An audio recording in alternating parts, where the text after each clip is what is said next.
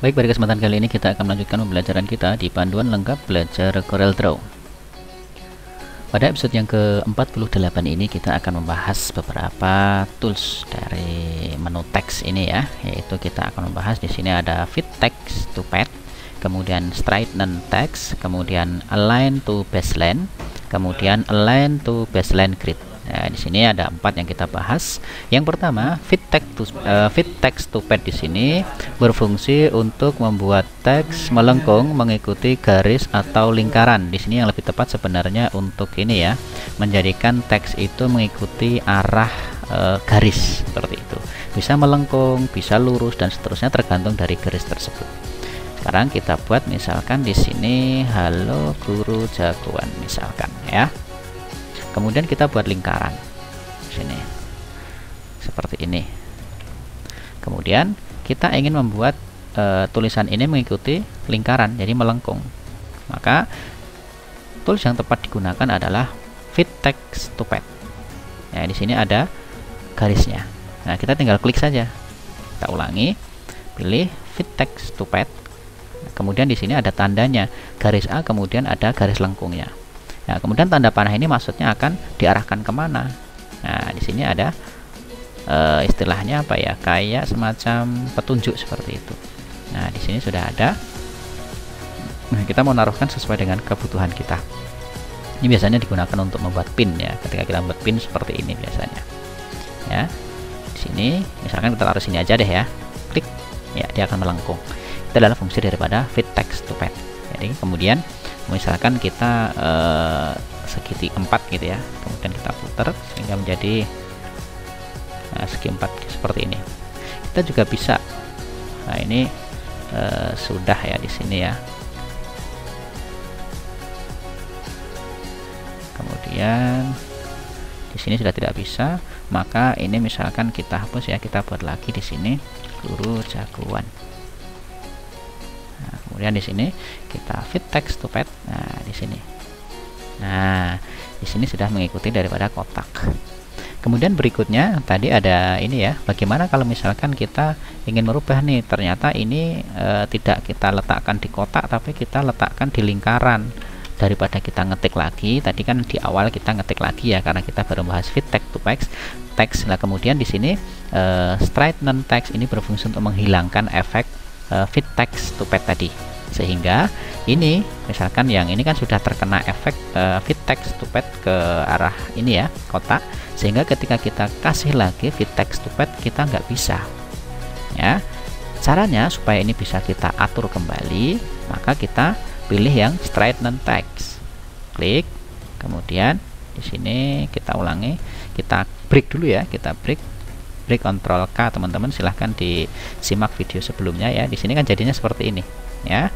Kita Straighten Text dulu, klik ya, di sini akan kembali lurus, tidak memiliki efek apapun, sehingga kita bisa memilih di sini Fit Text to Path kembali ya. Jadi kita tidak perlu ngetik kembali. Jadi untuk yang Fit Text to Path di sini memberi efek seperti itu ya, atau memberikan fungsi untuk membuat teks melengkung mengikuti garis atau lingkaran. Kemudian sedangkan di sini ada berikutnya adalah Straighten Text, ini berfungsi menghilangkan efek Fit Text to Path ya. Kemudian berikutnya di sini ada Align to Baseline. Ya, Align Baseline ini berfungsi untuk meluruskan teks yang terkena efek Fit Text to Path tapi tidak mengembalikan posisi huruf atau karakternya. Perhatikan. Di sini saya gandakan ya, di sini biar teman-teman nanti paham. Kemudian saya satu lagi di sini saya break ya, saya ambil ininya saja. Nah, di sini kita pilih Straighten untuk menghilangkan dulu ya, menghilangkan efek Fit Text to Path. Nah, seperti ini. Huruf aslinya kan seperti ini teksnya. Kemudian kita pilih kita berikan efek di sini tuh Fit Text to Path sehingga menjadi melengkung. Nah, Align to Baseline di sini untuk meluruskan teks yang terkena efek Fit Text to Path tetapi tidak mengembalikan posisi karakter. Perhatikan, huruf aslinya kan tegak. Sekarang di sini G-nya sudah mulai miring. Ya, sekarang kita kita break dulu. Kemudian kita pilih teks, kemudian Align to Baseline. Klik. Perhatikan. Posisinya sudah kembali lurus. Ya, posisinya sudah kembali lurus, tetapi hurufnya masih saja miring, ya, tidak kembali seperti semula di atas ini. Jadi align to baseline di sini hanya meluruskan garisnya saja. Garis baseline. Baseline itu di mana kita tahunya? Baseline itu di sini view, kemudian grid, di sini baseline grid. Nah, di sini. Jadi dia hanya meluruskan saja, ya, tapi tidak mengembalikan posisi karakter atau hurufnya. Jadi seperti itu. Kemudian berikutnya adalah align to baseline grid. Kalau align to baseline grid di sini adalah menempelkan, ya. Jadi di sini lepas dari ini semuanya. Di sini menempelkan dari teks itu ke garis-garis ini. Garis-garis yang tidak nampak sebenarnya. Teman-teman bisa memunculkannya di view, kemudian grid, kemudian di sini ada baseline grid dicentang. Ya.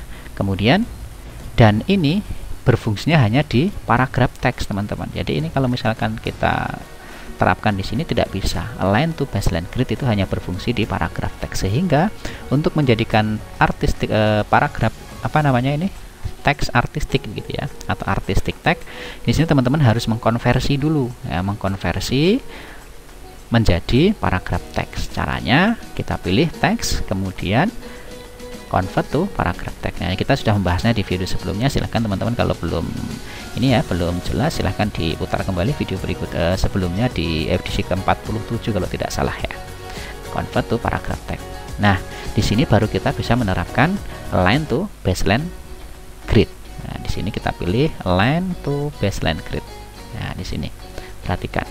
Nah, di sini dia akan menempel terus di garisnya. Perhatikan ini saya geser ke atas paragrafnya.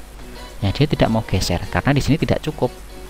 Kita geser ke atas terus, nah dia baru akan nempel di atasnya. Kita geser ke bawah, dia langsung ke bawah jauh. Nah, seperti ini, ya kan?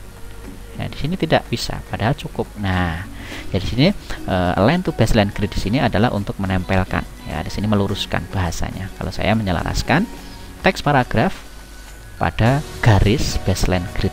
Nah, di sini supaya teman-teman nanti seperti apa garis baseline itu, silahkan teman-teman pilih di view, kemudian grid dan baseline gridnya. Di sini kita sudah membahas di episode yang sangat jauh di awal-awal gitu ya. Jadi teman-teman silahkan dicek kembali video sebelum-sebelumnya supaya nanti teman-teman lebih paham tentang aplikasi Corel ini. Jadi seperti itu untuk pembahasan align to baseline grid, dan insya Allah kita akan ketemu lagi di episode berikutnya. Kita akan membahas di situ use Hibernation.